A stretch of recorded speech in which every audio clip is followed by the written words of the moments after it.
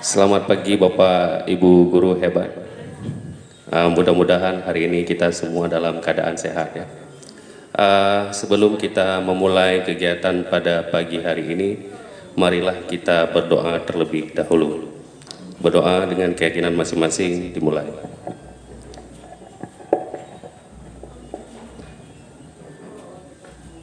Selesai. Bapak Ibu guru hebat, jadi di sini saya sudah ada gambar atau objek yang berwarna merah, hijau, biru, kuning. Sama-sama kita bisa menyebutkan ini warna merah, hijau, biru, kuning. Sekali lagi.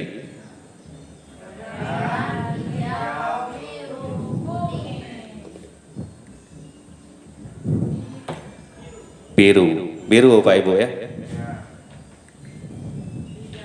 Hijau, kuning, hitam, hijau, putih atau merah? Putih, karena objeknya yang kita lihat ya. Merah atau biru? Merah. Kuning,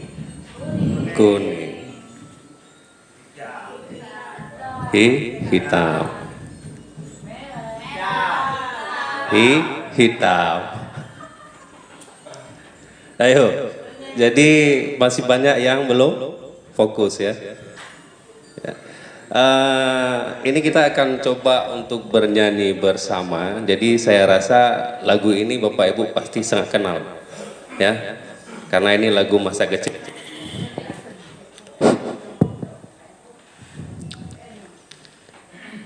Balonku ada rupa-rupa, hijau, kuning, hitam, merah muda dan putih. Meletus balon kuning.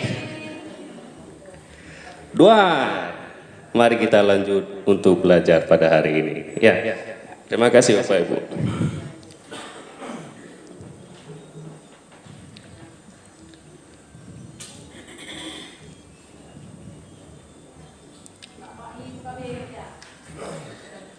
Ya, jadi pada hari ini saya akan membahas tentang koneksi antar materi modul 1.4, yaitu tentang budaya positif.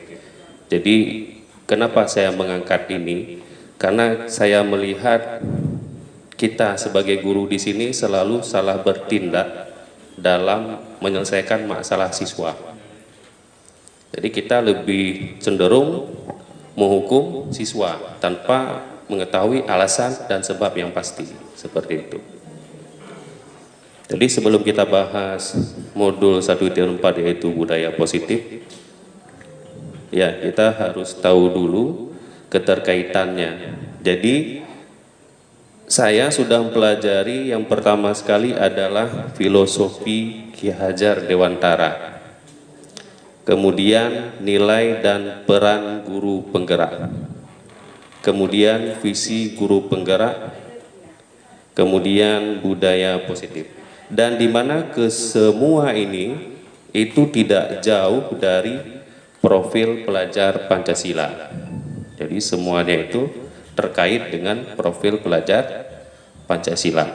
Nah, apa itu filosofi Ki Hajar Dewantara? Nah, ini dia. Menurut Ki Hajar Dewantara, pembelajaran berarti menuntun anak menjadi manusia yang merdeka, sesuai dengan kodrat alam dan kodrat zaman. Sering kita kita bawa kata-kata slogan sekarang ya. Jadi kita tidak bisa lagi mendidik siswa atau peserta didik sesuai dengan keinginan kita, nggak bisa lagi. Kita harus melihat kodrat zamannya dan kodrat alamnya. Kemudian peserta didik haruslah menerapkan, jadi ada 3 semboyan dari Ki Hajar Dewantara. Yang pertama adalah ing ngarso sung tulodo. Jadi kita harus menjadi teladan. Kemudian ing madia mangunkarsa. Kita juga harus menjadi pemberi semangat. Kemudian yang terakhir adalah tut wuri handayani. Kita harus menuntut. Nah ini dia. Ini ada 3 semboyan Ki Hajar Dewantara. Yang terakhir itu tidak asing dari kita ya, karena ada di lambang Kemendikbud itu di bawah itu, Tut Wuri Handayani. Kemudian menurut Ki Hajar Dewantara, pendidikan haruslah menganut asas trikon. Apa-apa saja yang masuk dalam asas trikon? Yang pertama adalah kontinuitas. Kontinuitas itu berarti berakar pada budaya bangsa yang berkesinambungan. Kemudian ada konvergen. Konvergen itu pendidikan harus memanusiakan manusia. Kemudian yang terakhir adalah konsentris. Pendidikan menghargai keberagaman. Nah, ini dia yang masuk dalam filosofi Ki Hajar Dewantara. Kemudian ada nilai dan peran kita sebagai guru. Yang pertama untuk nilai, nah kemarin kita sudah bahas bahwa disampaikan oleh Ibu Kepala Sekolah bahwa kita harus berpihak pada murid. Nah sebenarnya berpihak pada murid ini masuk dalam nilai kita. Nah, nilai berpihak pada murid. Bagaimana dikatakan bahwa kita itu berpihak pada murid? Di sini yang dikatakan sebagai berpihak pada murid, kita itu sepenuhnya untuk murid. Sepenuh hati kita untuk murid. Kita mengajar ataupun menuntun murid itu dengan penuh keikhlasan. Tidak ada unsur di dalam pemikiran kita, wah saya ini tidak dibayar, maka saya tidak mau untuk mengajar pada hari ini. Nah itu tidak bisa. Seorang guru itu harus memiliki nilai berpihak pada murid. Kita harus benar-benar ikhlas dalam menuntun murid. Nah itu dia. Kemudian mandiri. Mandiri ini kita mampu menyelesaikan masalah itu dengan sendirinya, baik itu masalah berkaitan dengan pembelajaran kita maupun masalah yang lain. Kalau mengenai masalah pembelajaran kita harus mampu di sini merefleksikannya. Apa kelebihan kalau memang pembelajaran kita berhasil meningkatkan hasil praktis siswa, maka apa yang akan kita lakukan dengan pembelajaran kita untuk kedepannya. Nah kalau memang tidak mencapai hasil dari pembelajaran, apa yang kita lakukan? Jadi kita harus mampu dalam merefleksikan. Kemudian kita juga mampu berkolaboratif. Apalagi kemarin saya sudah pernah menyinggungkan ada komunitas praktisi. Jadi kita mampu berkolaboratif di komunitas praktisi nanti. Dan insya Allah nanti akan datang pihak dari pengajar praktik ke sekolah kita untuk menanyakan komunitas praktisi sekolah kita itu sudah terbentuk belum. Nah nanti coba kita buat sama-sama komunitas praktisi. Dan di sana nanti kita bisa saling berkolaborasi. Kemudian yang terakhir inovatif. Jadi di sini kita harus mampu berinovasi sesuai dengan perkembangan zaman sekarang. Jadi tidak ada lagi guru yang tidak bisa memegang laptop. Sekarang mau tidak mau laptop itu sudah menjadi kebutuhan bagi kita. Tidak ada laptop, maka siap-siap kita ketinggalan. Jadi nggak ada alasan lagi bagi kita tidak bisa pegang laptop. Belajar mulai dari sekarang, beranikan diri untuk megang laptop. Nah, insya Allah pasti akan terbiasa untuk megang dan akhirnya kita akan pasti bisa megang laptop. Kemudian peran dari guru. Yang pertama menjadi pemimpin pembelajaran. Itu sudah pasti kita tahu bersama karena kita sebagai guru. Kemudian mewujudkan kepemimpinan murid.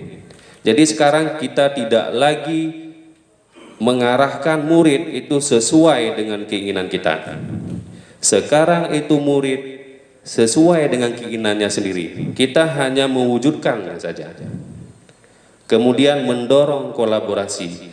Kemudian menjadi coach bagi guru lain. Nah ini nih Ini yang menjadi tantangan bagi kita. Apakah kita siap untuk menjadi pengajar bagi teman-teman kita? Atau kalau kita bilang tutor sebaya. Nah, ini jarang ini ya.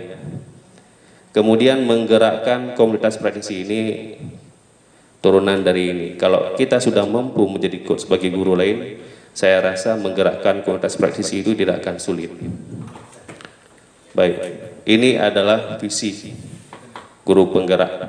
Visi guru penggerak adalah representasi visual tentang bagaimana murid kita di masa depan, yakni mewujudkan profil pelajar Pancasila.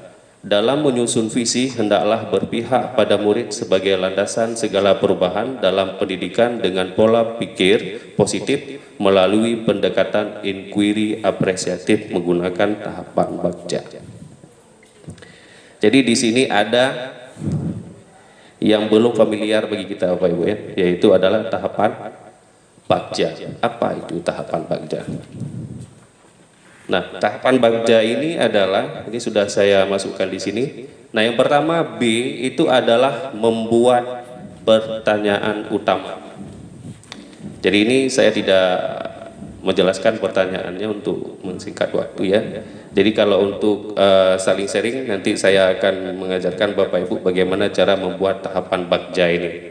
Saya hanya menjelaskan apa itu B, A, G, J, dan A. B itu buat pertanyaan utama. Kemudian A, ambil pelajaran. Kemudian G, gali mimpi. J, jabarkan rencana. A, atur eksekusi. Jadi kalau kita sudah bisa membuat tahapan bagja, maka kita sudah bisa membuat visi sekolah kita.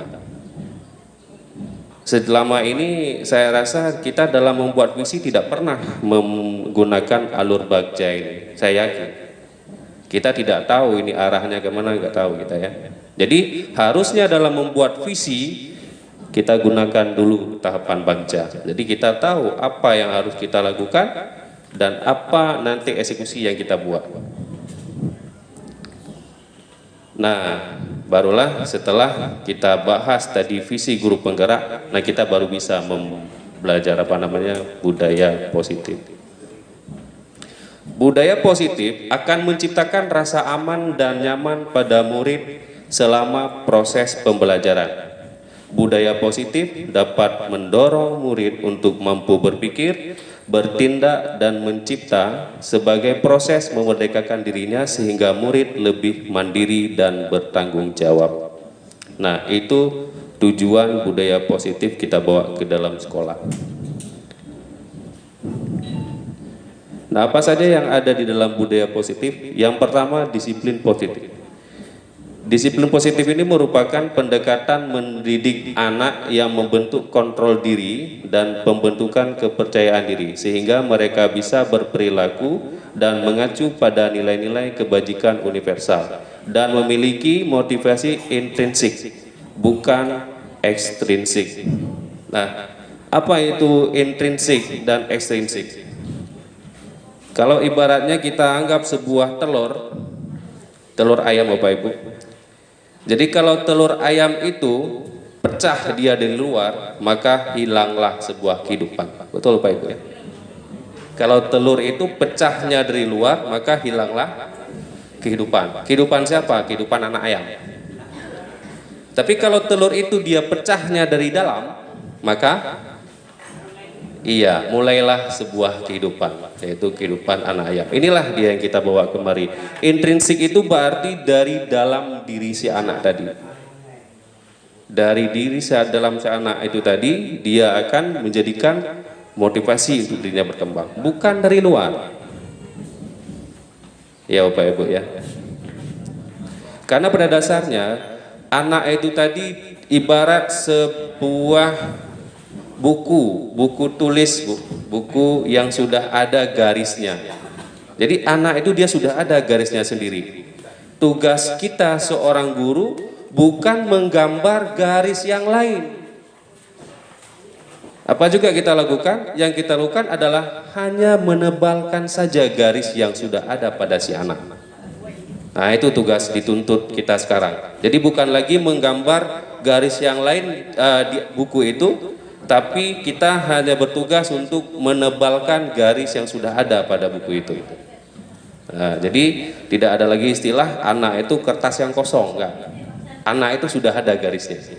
Cuman garisnya itu masih samar-samar, belum kelihatan. Tugas kita lah untuk menebalkan sehingga menjadi lebih kelihatan.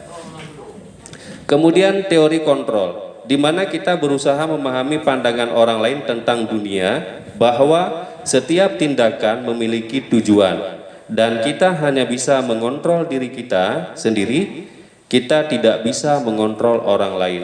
Model berpikir dalam teori ini adalah menang-menang. Maksudnya di sini adalah kita itu hanya bisa mengontrol diri kita sendiri. Kita nggak bisa kontrol orang lain. Ya, kita kontrol diri kita sendiri, orang lain mengkontrol dirinya sendiri, masing-masing kontrol diri sendiri. Nah, ini kalau masuk dari teori kontrol. Kemudian ada teori motivasi, hukuman, dan penghargaan. Ini sering sekali kita lakukan di dalam kelas. Kenapa sering kita lakukan? Karena pada dasarnya perilaku manusia ya tiga ini. Manusia ini memiliki motivasi adalah yang pertama untuk menghindari ketidaknyamanan atau hukuman. Jadi sering kita lihat siswa itu mau melakukan tugas kita di sekolah, di dalam kelas, karena takut akan hukuman kita. Betul loh Bapak Ibu? Betul ya? Jadi karena takut akan dihukum, dia akan berdiri di depan kelas sehingga dia mau melakukan tugas yang kita berikan. Iya, punishment dan reward. Andai tidak ada itu, siswa nggak akan mau melakukan apa yang kita suruh. Betul loh Pak Ibu ya? Nah, jadi masih tergantung dengan itu.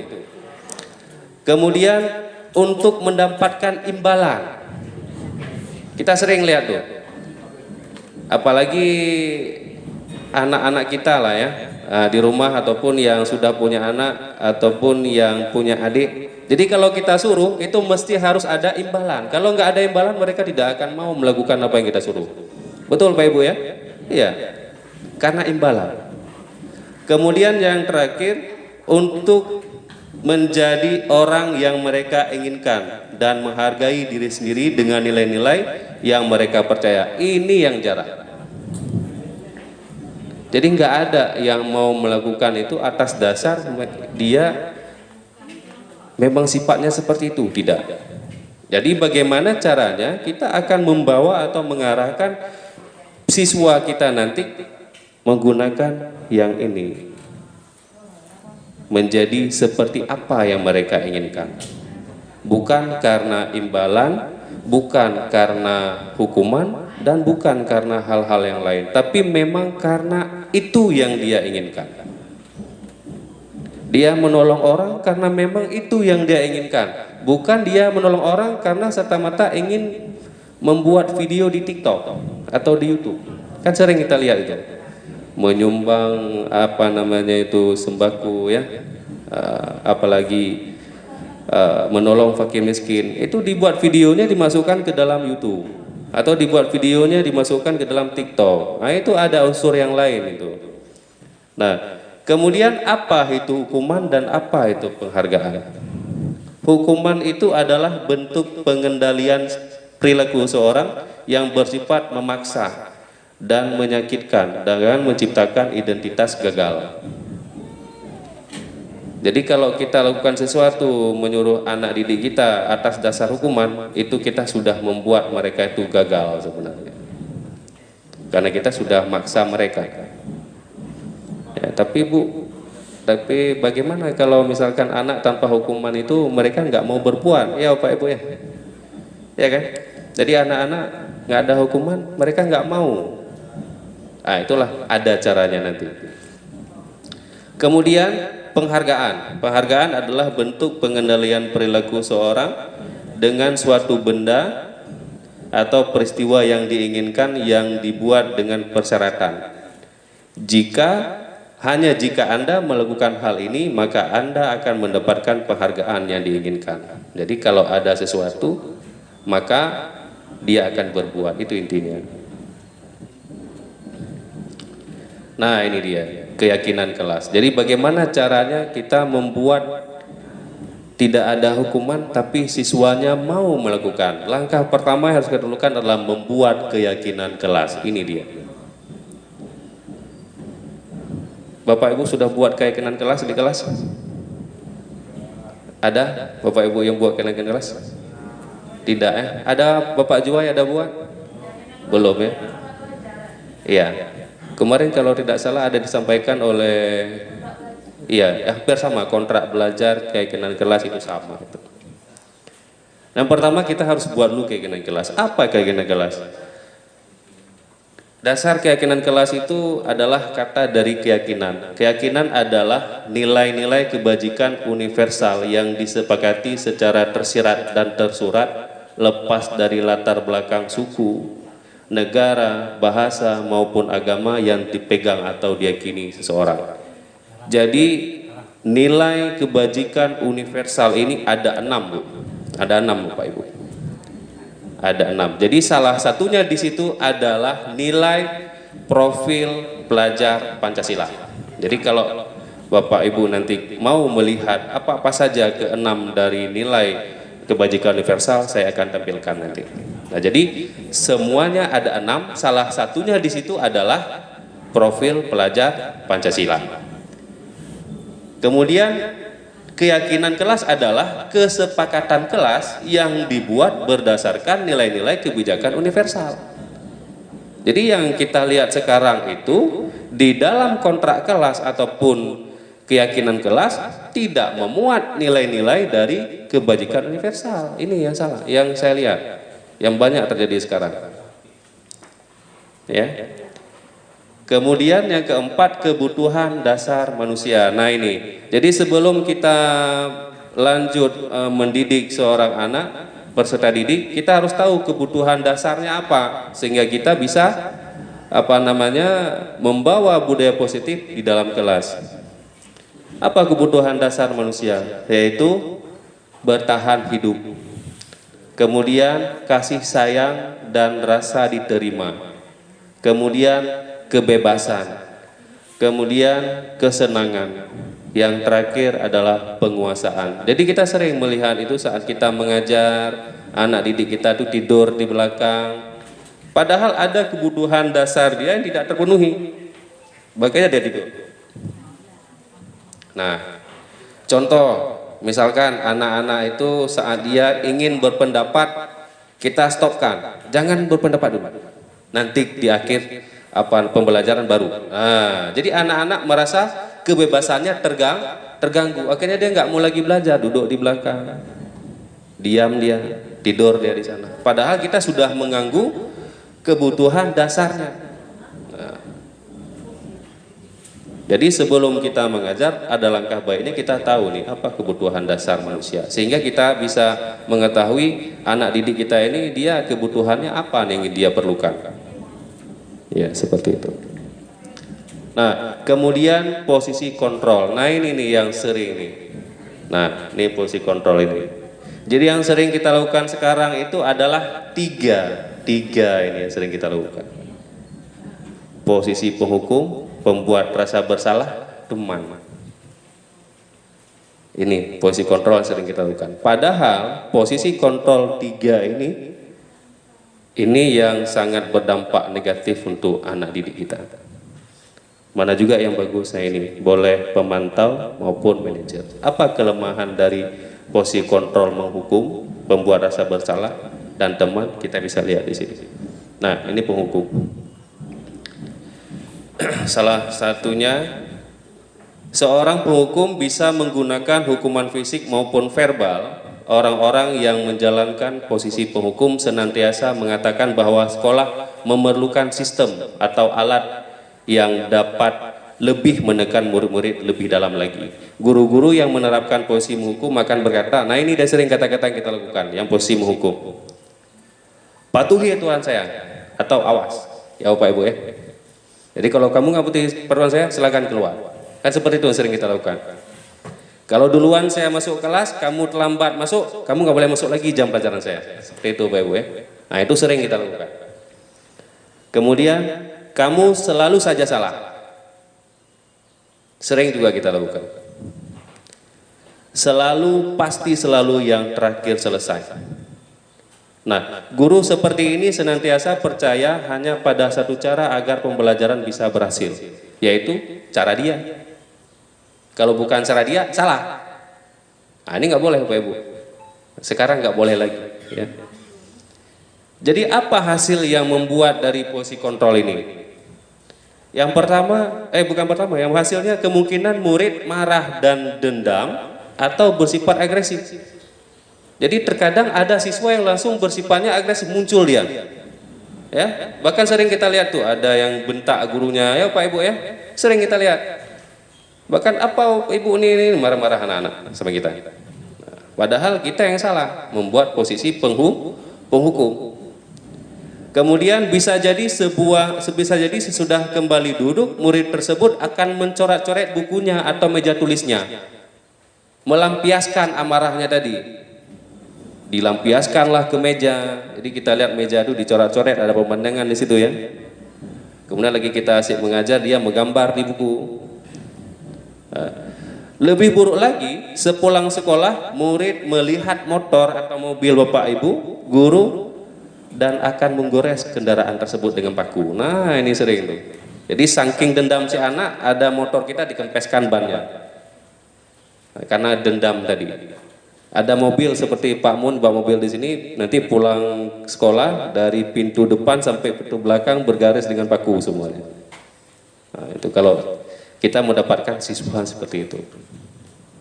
Alhamdulillah sekolah kita nggak ada ya, walaupun kita buat posisi penghukum nggak ada seperti itu Amun ya. Mudah-mudahan tidak ada.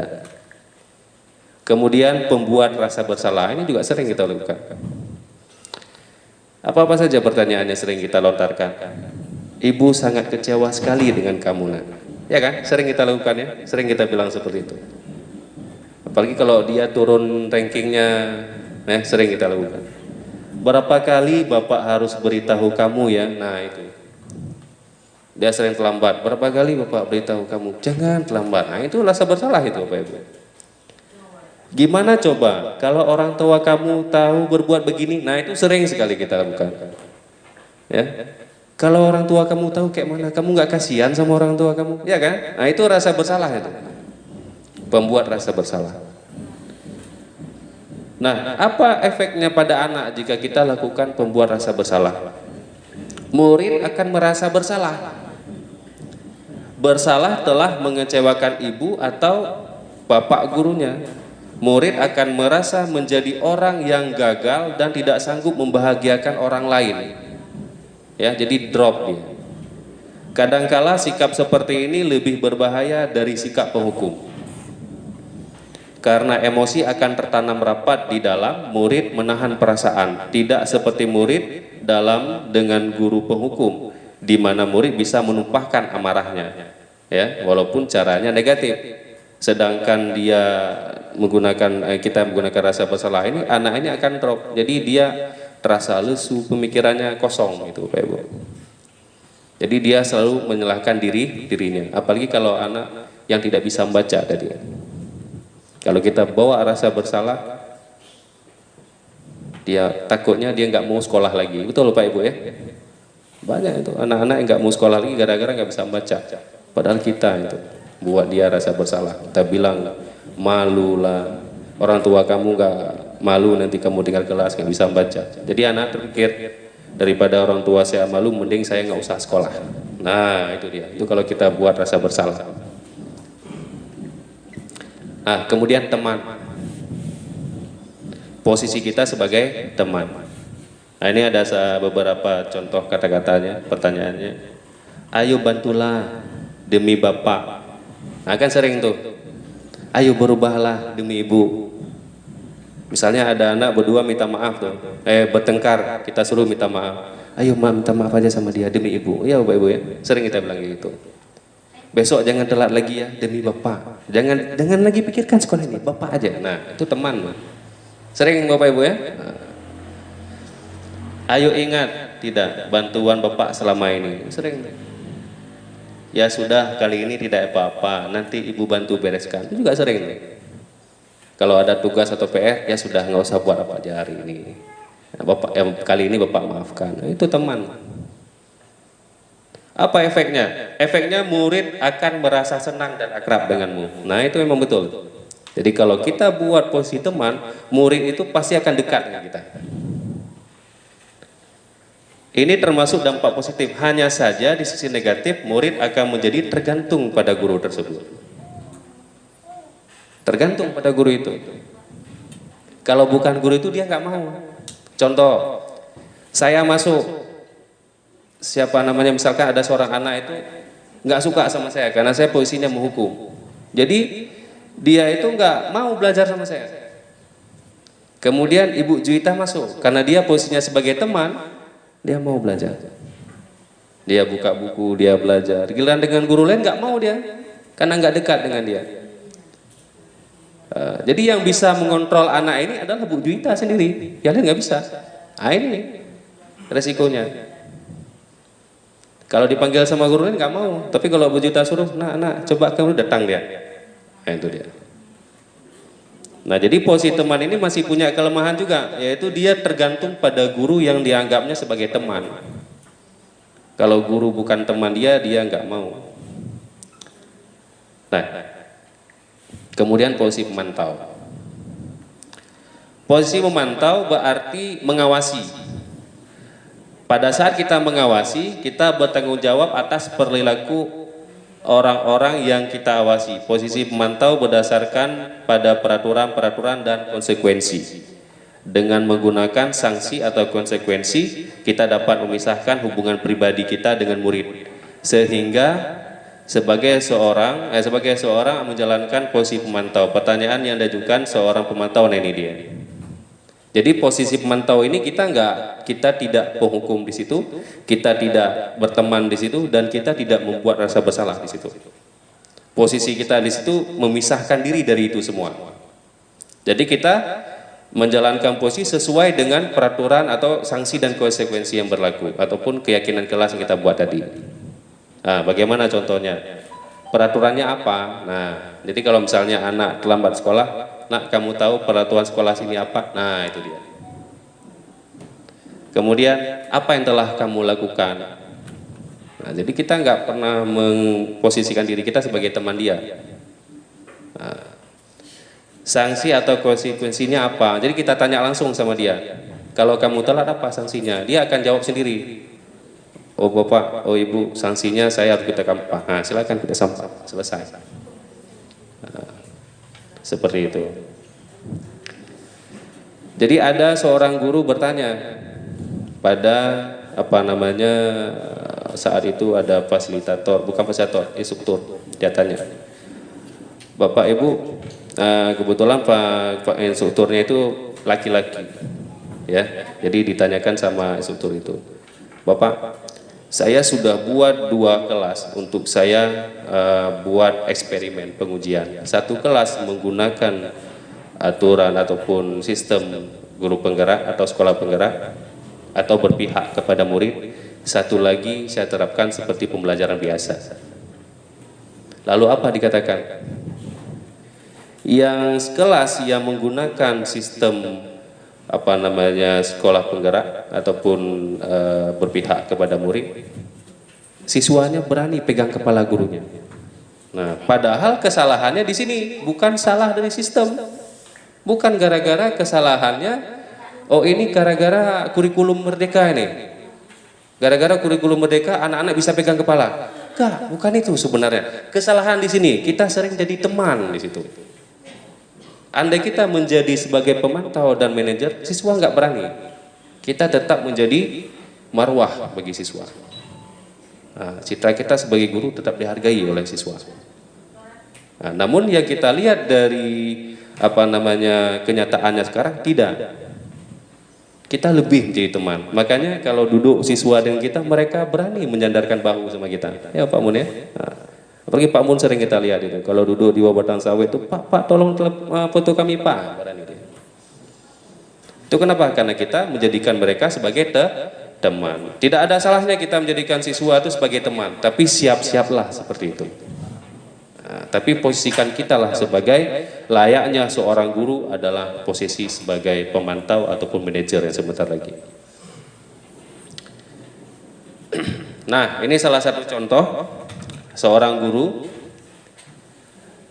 Adi, tahukah kamu jam berapa kita mulai? Jawab si Adi, tahu Pak. Terus guru bertanya lagi, kamu terlambat 15 menit. Apakah kamu sudah mengerti konsekuensi yang harus dilakukan bila terlambat? Nah, jawab si Adi, paham Pak. Saya harus tinggal di kelas maksudnya ya, tinggal di kelas pada jam istirahat nanti dan mengerjakan tugas ketinggalan saya. Terus guru menjawab, ya benar. Nanti pada saat jam istirahat kamu harus tinggal di kelas untuk menyelesaikan tugas yang tertinggal tadi. Saya tunggu. Nah, anak-anak gak dekat sama kita, tapi anak-anak melakukan apa yang kita suruh dan tidak terpaksa bagi dia, karena dia yang bilang sendiri. Betul Pak Ibu ya? Nah, namun yang ini kita buat dulu. Konsekuensi ini kita ciptakan dulu. Tidak serta-merta muncul dari anak itu tadi, enggak. Di mana kita ciptakan, itulah di dalam keyakinan kelas tadi, ataupun yang disebutkan oleh Bu Mesarah tadi, kontrak kelas tadi. Jadi di dalam kontrak kelas itulah kita ciptakan itu. Apa sanksinya, apa konsekuensinya, jam berapa masuk kelas, itu kita buat di sana. Jadi anak-anak sudah tahu dia. Ya. Bagaimana perasaan murid diperlakukan seperti ini? Nah, murid memahami konsekuensi yang harus dijalani karena telah melanggar salah satu peraturan sekolah. Guru tidak menunjukkan suatu emosi yang berlebihan, menjadi marah atau membuat rasa bersalah.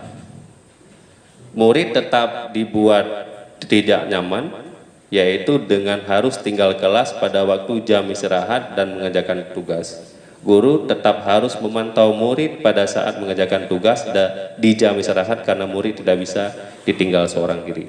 Jadi setidaknya kita sudah mengarahkan siswa itu tadi atau murid tadi tahu akan konsekuensinya. Kemudian yang terakhir, posisi sebagai manajer. Nah, ini yang diharuskan seorang guru miliki sekarang. Jadi posisi kontrol seorang guru yang dimiliki sekarang adalah posisi sebagai manajer. Nah, apa itu posisi sebagai manajer? Posisi manajer adalah posisi di mana guru berbuat sesuatu bersama dengan murid. Walaupun itu kesalahan dia, tapi berbuat bersama dengan dia. Mempersilahkan murid, mempertanggungjawabkan perilakunya, mendukung murid agar dapat menemukan solusi atas permasalahannya sendiri. Seorang manajer telah memiliki keterampilan di posisi teman maupun pemantau. Jadi kita mengkaitkan dua posisi tadi.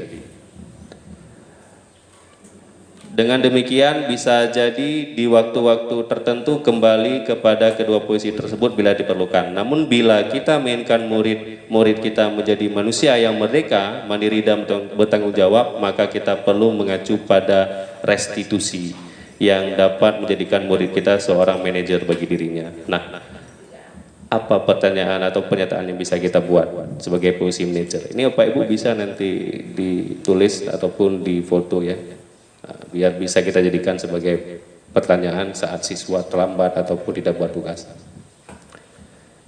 Apa yang kita yakini? Nah, itu yang pertama kita tanyakan. Nah, ini kembali ke keyakinan kelas yang sudah dibuat berarti. Kemudian, apakah kamu meyakininya? Nah, kita tanya, apakah dia meyakini keyakinan kelas sudah dibuat? Dia akan jawab, Pak, kalau misalnya yang dijawabnya nggak meyakini bagaimana? Nah, kita tanya lagi, terus keyakinan kelas yang kamu yakini itu bagaimana? Jadi anak-anak tuh lebih ke arah dia mencari solusinya sendiri. Kemudian jika kamu memperbaiki ini, hal ini menunjukkan apa tentang dirimu? Nah, jadi kita mengarahkan dia supaya dia sadar diri akan kesalahannya. Contoh, misalkan dia telat ke sekolah, kita tanya, kenapa kamu telat ke sekolah? Kamu tahu telat ke sekolah itu melanggar keyakinan kelas kita? Tahu Pak. Terus apa yang kamu lakukan sehingga telat sekolah? Dia akan jawab itu. Misalnya dia main HP, Pak, saya main HP sampai larut malam sehingga saya begadang, paginya setelah telat bangun. Kasih tahu. Kemudian apa rencana kamu untuk memperbaiki hal ini? Dicari sendiri dia. Terus untuk supaya nggak telat lagi apa yang akan kamu lakukan? Dia akan bilang sendiri, oh kalau gitu Pak saya akan pasang alarm Pak, supaya saya cepat bangunnya. Itu kita arahkan lagi. Nah kalau ada alarm terus kamu nggak bangun gimana? Oh saya bilang sama emak saya Pak. Saya akan minta bantu sama emak saya supaya emak saya bangunkan saya. Nah gitu, saya akan cari solusi sendiri. Kita hanya mengarahkan dia ke sana. Nah, jadi kalau anak dia memperbaiki diri karena keinginannya sendiri, itu akan dia lakukan. Ya. Nah ini salah satu contohnya. Adi, apakah kamu tahu jam berapa sekolah dimulai? Jawab si Adi, tahu Pak, jam 7. Ya, jadi kamu terlambat. Kira-kira bagaimana kamu akan memperbaiki masalah ini? Kita tanya lagi. Saya bisa menanyakan teman saya Pak untuk mengejar tugas yang tertinggal. Kemudian tanya lagi sama guru, baik, itu bisa dilakukan. Apakah besok akan ada masalah untuk kamu agar bisa hadir tepat waktu ke sekolah? Tanya lagi sama gurunya.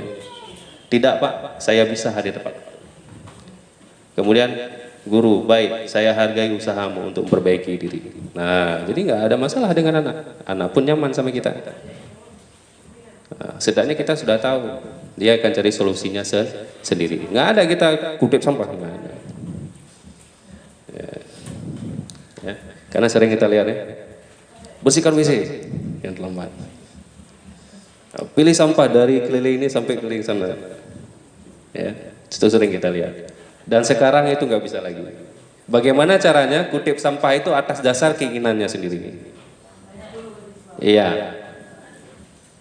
Nggak ada lagi istilahnya anak kutip sampah, nggak ada lagi. Kita harus membawa kesadaran diri anak bahwa mengutip sampah itu adalah hal yang baik untuk dia. Dengan mengutip sampah maka lingkungan jadi bersih. Itu bagaimana caranya? Bukan lagi mengutip sampah karena hukuman. Nah, kita buat budaya itu. Nah, terus apa yang akan terjadi pada murid jika kita gunakan posisi sebagai manajer? Pada posisi manajer, maka suara guru, fokus pada murid bukan untuk membahagiakan guru atau orang tua. Murid sudah mengetahui adanya suatu masalah dan sesuatu perlu terjadi ya. Ibu guru, bila guru mengambil posisi pemantau, guru akan melihat apa konsekuensinya apa peraturannya. Namun pada posisi manajer, guru akan mengembalikan tanggung jawab pada murid untuk mencari jalan keluar permasalahannya, tentu dengan bimbingan guru. Nah, jadi di sini kita lebih mengedepankan pada murid. Mereka mencari solusinya sendiri, bukan kita yang kasih solusi. Misalkan kalau anak terlambat sekolah, nah besok bikin aja alarm biar nggak telat lagi. Bukan kita yang kasih solusi itu, tapi dia sendiri yang menemukan. Itu dia. Nah, dengan menggunakan posisi kontrol kita sebagai manajer tadi, kita juga nggak bisa langsung buat pertanyaan seperti itu, nggak bisa. Jadi kita menerapkan yang namanya segitiga restitusi. Jadi ada segitiga restitusi. Kenapa dikatakan segitiga restitusi? Karena ada 3 sisinya. Yang pertama adalah menstabilkan identitas. Jadi ada pertanyaan menstabilkan identitas si anak tadi. Kemudian validasi tindakan yang salah. Jadi kita mengatakan kepada si anak, bukan kita mengatakan tindakan itu salah, tapi anak itu sendiri yang mengatakan bahwa tindakannya itu salah. Kemudian yang terakhir menanyakan keyakinan. Setelah dia mengatakan tindakannya adalah sebuah kesalahan, barulah kita tanyakan keyakinan. Kira-kira keyakinan ini sudah benar? Keyakinan ini kira-kira keyakinan kamu lakukan melanggar tidak dengan keyakinan kelas kita? Seperti itu. Nah, ini ada beberapa pertanyaan untuk menstabilkan identitas. Itu yang pertama, berbuat salah itu tidak apa-apa. Nah, itu dia. Jadi kalau anak berbuat kesalahan, tidak apa-apa buat kesalahan. Bapak juga sering buat kesalahan. Nah, itu dia. Kemudian tidak ada manusia yang sempurna. Jadi setidaknya kita sudah mengatakan sama dia, Bapak kesalahan. Tidak ada manusia yang sempurna. Nah, jadi anak lagi emosi tadi, jadi nggak emosi lagi. Kalau anak lagi bertengkar kan lagi menggebu-gebu emosinya. Saat kita bilang seperti itu dia diam. Dia akan lagi stabil. Nah, dan ini nanti kalau mau pertanyaan Bapak Ibu boleh ambil sama saya. Kemudian divalidasi tindakan yang salah, salah satunya, ini dia.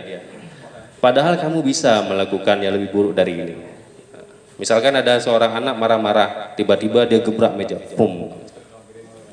Nah, kita bisa bilang sama dia, padahal kamu bisa mukul dia loh. Nah, tapi kamu nggak lakukan. Bapak apresiasi itu kamu. Nah, itu dia senang dia. Padahal itu salah. Nanti tanya lagi, kira-kira kalau gebrak meja itu baik atau salah? Salah Pak, ada tahu sendiri. Gitu. Kemudian tanya lagi, apa kamu pasti punya alasan mengapa melakukan hal itu? Jadi kalau anak-anak telat itu kita tanya, kamu pasti ada alasan melakukan hal itu? Tidur di kelas, kenapa tidur? Kamu punya alasan tidur di kelas? Dia akan jawab. Nah. Kemudian yang terakhir baru menanyakan keyakinan. Apa yang kita percaya sebagai kelas atau keluarga? Nah, kita tanya, peraturan keyakinan di kelas kita itu apa? Apa nilai-nilai umum yang telah kita sepakati? Kita tanya sama dia. Apa nilai-nilai umum sudah kita sepakati bersama? Dia anak jawab, ini Pak, ini Pak, ini Pak. Kira-kira kamu melanggar yang mana?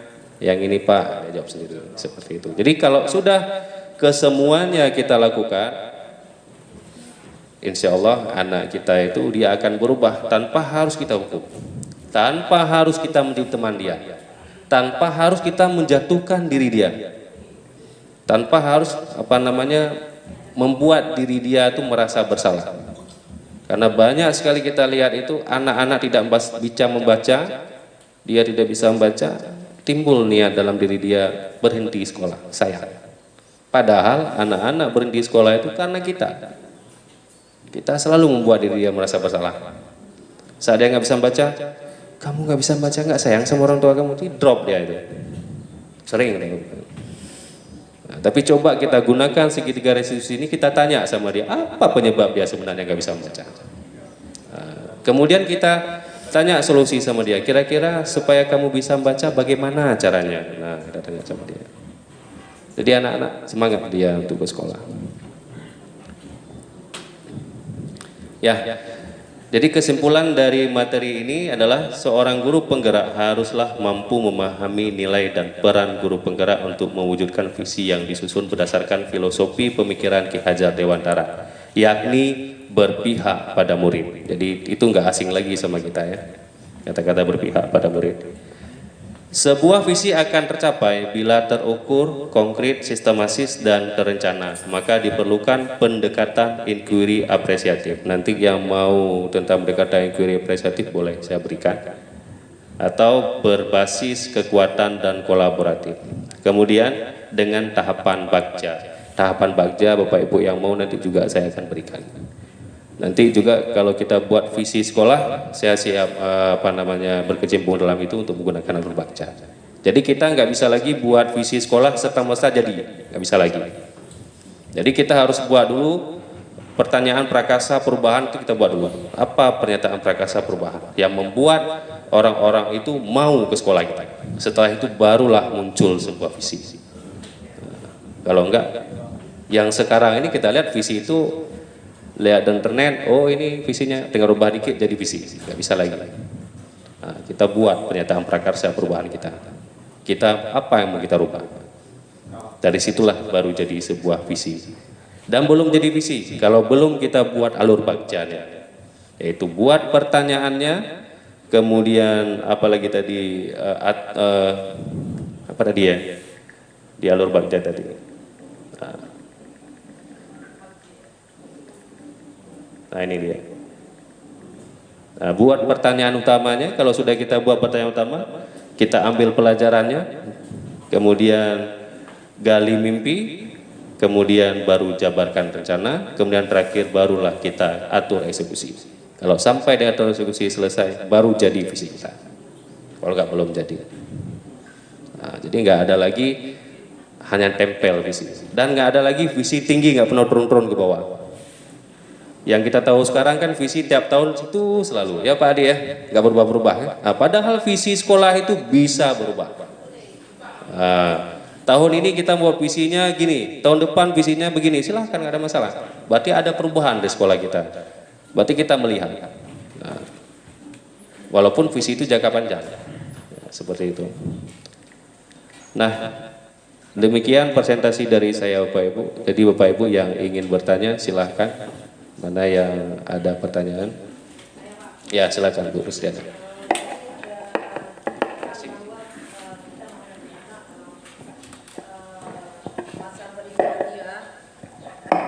Bahwa kita harus membimbing dia dan bisa membaca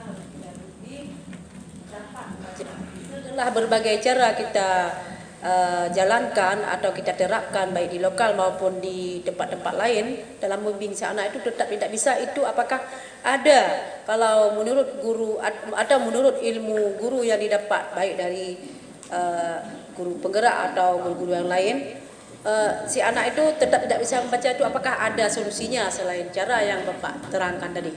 Mohon Ya. pencerahannya Pak. Ya, terima kasih Bu Rusdiana. Jadi bagaimana kalau si anak ini sudah berulang kali diajarkan membaca, dia masih juga nggak bisa membaca? Nah, intinya begini Bu Rus. Membaca itu bukanlah sebuah kemampuan. Maksudnya bukan kemampuan yang kita buat sebenarnya. Anak itu bisa membaca. Buktinya dia bisa ngomong. Ngomong itu membaca bukan Pak Ibu? Berbicara itu membaca bukan? Membaca. Cuman bukan membaca huruf. Kita bisa arahkan, anak kamu berbicara kan? Kalau dikatakan anak nggak bisa membaca itu bisu Bu. Nah, kalau bisu ya nggak bisa membaca dia. Tapi kalau anak itu dia bisa berbicara, berarti dia bisa membaca.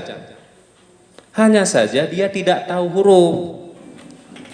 Nah, jadi kita ajarkan dulu mengetahui kan huruf-huruf. Jangan langsung baca, nggak bisa anak-anak. Nak, tolong baca ini. Nggak paham dia. Tapi kita tahukan dulu, ini B, ini E, ini K. Nah, kita ija dulu. Nah, jadilah membaca. Kalau dia tidak bisa membaca, maka saya yakin dia nggak bisa berbicara. Tapi kalau dia bisa bicara, dia bisa membaca. Hanya saja dia tidak tahu huruf. Nah, bagaimana Pak? Kita buat caranya bagaimana si anak ini mengetahui huruf. Nah, kemudian Pak, kalau si anak ini sudah tahu huruf, dia masih juga nggak bisa membaca. Ada lagi tahapan berikutnya Bu. Jadi bukan tahu huruf aja. Setelah tahu, maka dia mengeja. Setelah mengeja, barulah dia mencoba membaca. Bukan langsung baca sebuah buku, nggak bisa. Baca kata per kata. Seperti itu. Seperti itu Bu. Ada lagi Pak Ibu pertanyaan yang lain?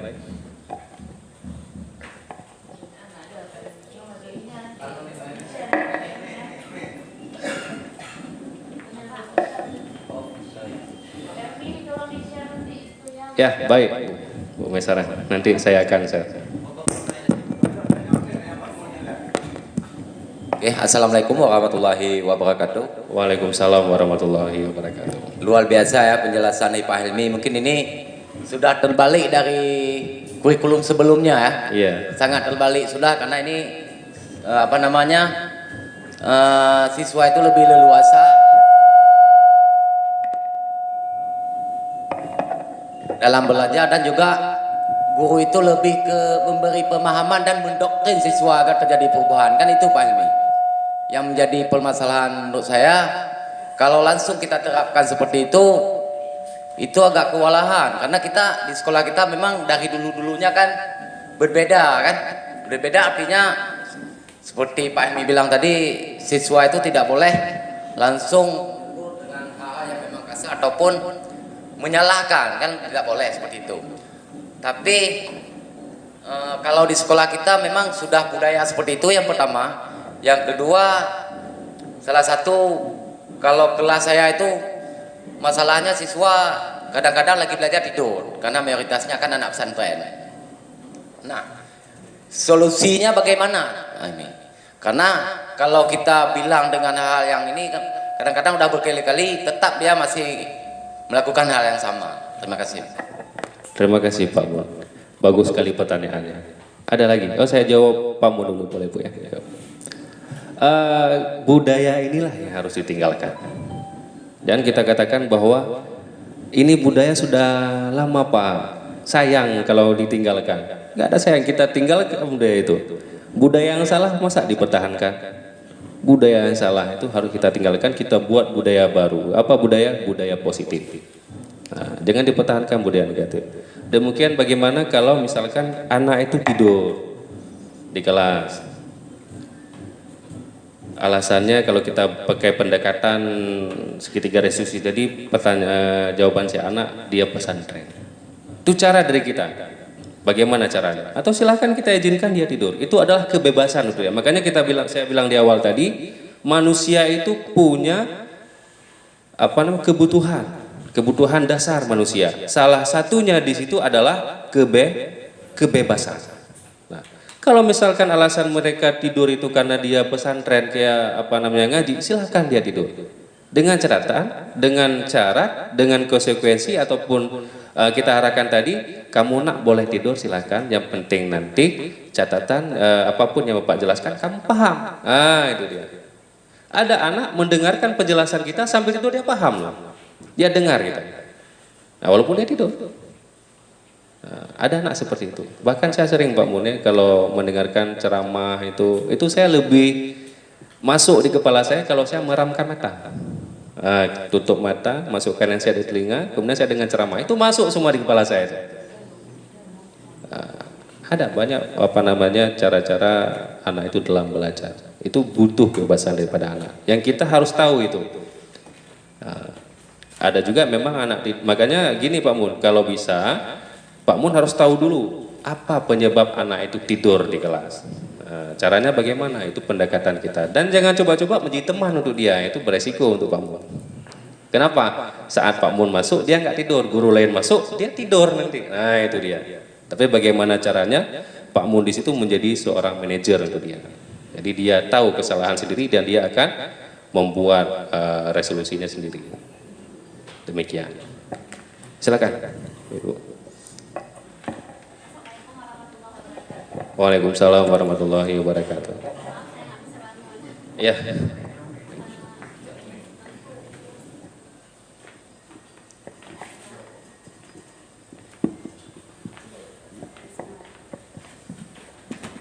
Assalamualaikum warahmatullahi wabarakatuh. Waalaikumsalam warahmatullahi wabarakatuh. Terima kasih buat Pak Helmi yang sudah memberi kita ilmu hari ini. Nah, yang mau saya tanyakan, tadi Bapak sudah menjelaskan bagaimana menjadi guru yang baik ataupun bagaimana menjadi guru yang positif ya. Yang mau saya tanyakan sama Pak Helmi, bagaimana cara menghadapi siswa yang ini kan Pak Helmi tadi menjelaskan kalau kita nggak bisa memaksa siswa lagi, iya, ya betul. Harus sesuai keinginan dia. Berarti iya, kan pada kurikulum 13 aja ini udah suka-suka siswa nih. Bagaimana Pak Helmi? Bak kurikulum 13 mentok anak mit suka-suka hati dia mau masuk atau enggak suka-suka hati dia. Dan semua kelas saya sudah pernah masuk semua di kelas yang ada di SMA ini. Mulai dari kelas 1 sampai kelas 3 itu yang kelas 2, kelas 3 IIS ya. Kalau IPA enggak. Semua rata-rata anak-anak yang kita masuk semua nggak aktif Pak di kelas. Memang kita, kalau saya sendiri memang nggak memaksa anak-anak untuk bisa kan.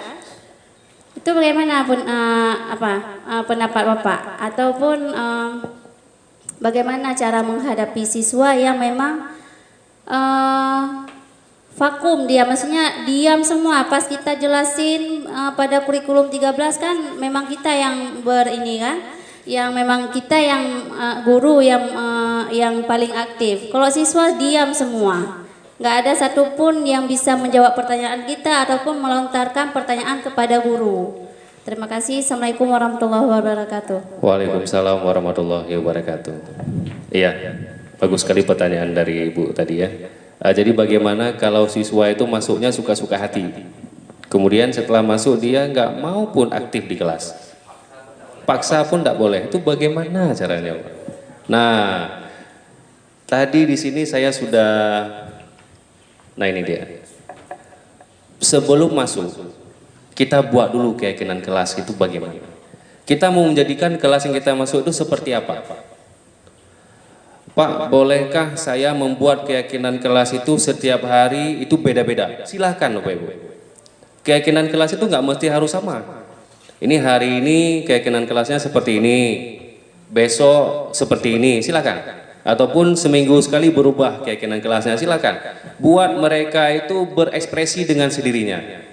Jadi keyakinan kelas mereka yang ciptakan, kita hanya membimbing mereka membuat keyakinan kelas itu yang positif.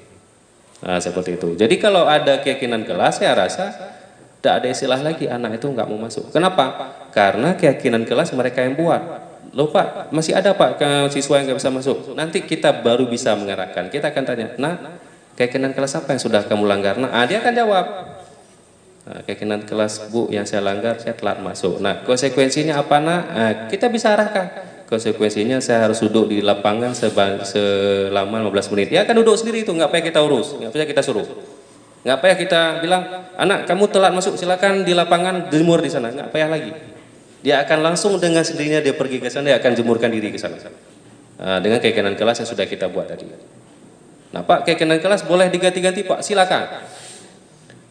Minggu ini buat keyakinan kelasnya begini. Minggu depan Pak, kami mau ganti keyakinan kelasnya karena siswanya nggak mau seperti mau ada refresh lah sedikit, ada hal baru sedikit. Nah buat hal baru, keyakinan kelas yang baru seperti itu.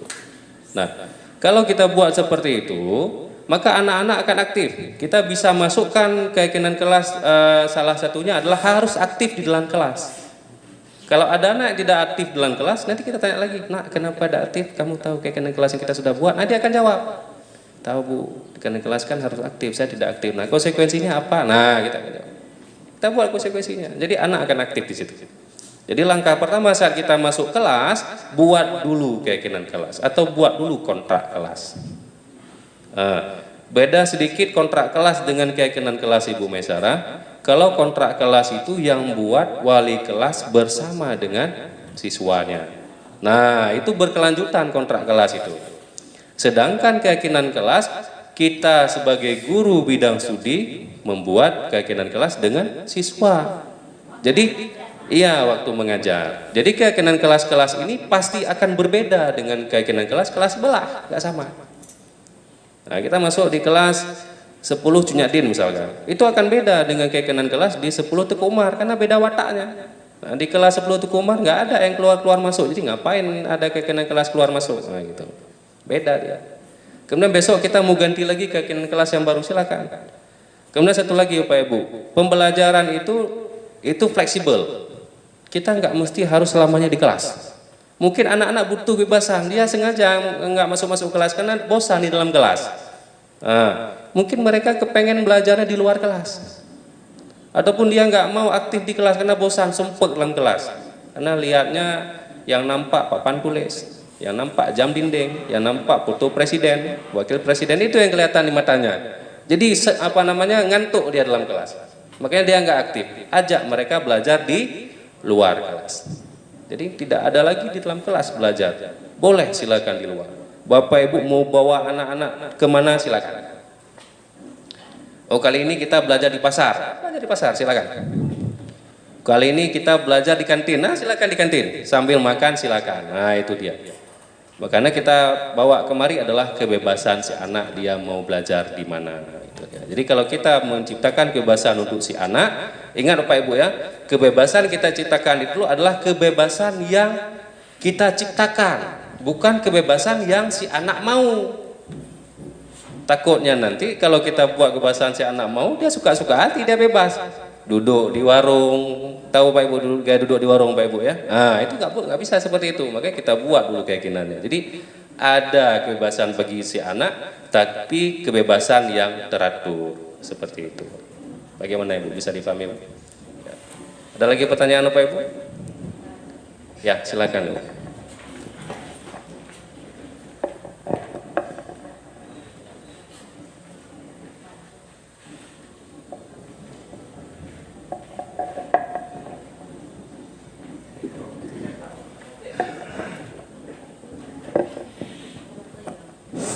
Sampai jam berapa Pak Isi? Warahmatullahi wabarakatuh.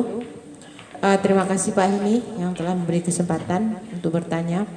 Jadi ini pertanyaan saya juga sama seperti teman-teman.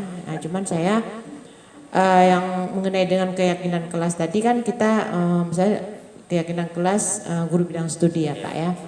kita misalnya masuk di kelas Pojok Barin. Dari 35 siswa di Pojok Barin itu kita sudah sepakati yang bahwa keyakinan kelasnya ada beberapa poin misalnya. Nah, di antara 35 siswa itu ada satu orang yang memang luar biasa bandelnya. Nah, arti luar biasa bandelnya, dia melakukan kesalahan yang sama setiap hari. Nah, padahal kita sudah berupaya, kita berikan nasihat dan sebagainya, tapi dia tetap tidak berubah. Sudah bingung kita, karena kan seperti tadi pada paparan tadi kan kita tidak boleh memberikan hukuman sesuai dengan keinginan kita, ya kan? Jadi kalau yang demikian, bagaimana cara kita menanggapi ataupun menghadapi siswa yang tersebut? Karena dari pertama masuk misalnya ini tahun ajaran baru, dia telat misalnya, ataupun melakukan hal-hal yang lain, walaupun yang dia lakukan bukan hal yang sama, misalnya hari ini telat, kebetulan kita berikan nasihat, dia berubah, terus dia timbul lagi masalah lain, dia juga orang-orang itu juga. Itu kita sudah berupaya nih berikan nasihat, tapi tetap tidak berubah. Jadi ini apa yang harus kita lakukan? Iya. Iya, terima kasih Pak. Ibu, bagus sekali pertanyaannya ya. Jadi bagaimana kalau sudah kehukuman nggak boleh diberikan lagi, yang buat kesalahan adalah anak-anak yang sama saja. Kesalahannya nggak sama Bapak Ibu ya. Misalkan hari ini kesalahannya keyakinan kelas yang dia langgar, misalkan terlambat ke sekolah. Besok dia nggak terlambat, dia hadir tepat waktu. Nah, dia buat kesalahan yang lain. Dia buat kesalahannya misalnya bertengkar dengan teman. Kemudian kita panggil lagi, kita buat lagi seperti yang Pak bilang tadi, buat restitusi seperti itu. Besoknya nggak bertengkar dia. Nah, buat kesalahan lagi yang lain. Pokoknya intinya yang jadi bengkeroknya dia selalu. Nah, apa yang harus kita lakukan Bapak Ibu? Sebenarnya di sini si anak tadi ini dia kebutuhan dasarnya kurang Bapak Ibu. Dia nggak mungkin melakukan hal itu kalau dia kebutuhannya cukup. Pasti ada kebutuhan yang kurang. Contoh, misalkan yang seperti tadi yang masalah yang Ibu bilang tadi, dia sering membuat kesalahan. Dia pasti ada rasa yang kurang, yaitu kasih sayang dan rasa diterima. Dia kurang diterima. Dengan dibuat seperti itu dia merasa diterima. Dia merasa selalu, wah saya hari ini dipanggil sama Bu Sarah. Senang dia. Padahal tujuan dia buat kesalahan seperti itu, dia sengaja sebenarnya Bu. Dia sengaja Bapak Ibu buat kesalahan seperti itu.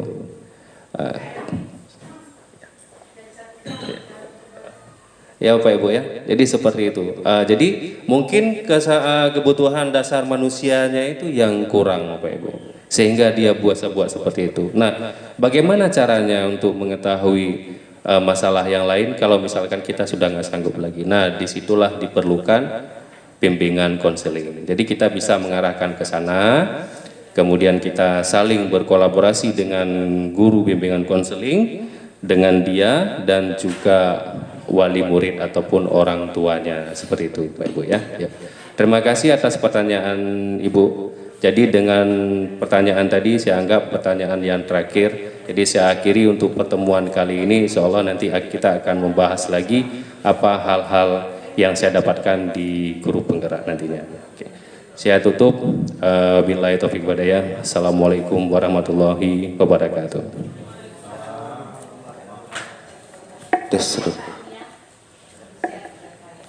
Baik, terima kasih kepada Pak Helmi yang telah memberikan paparan mengenai dengan guru penggerak.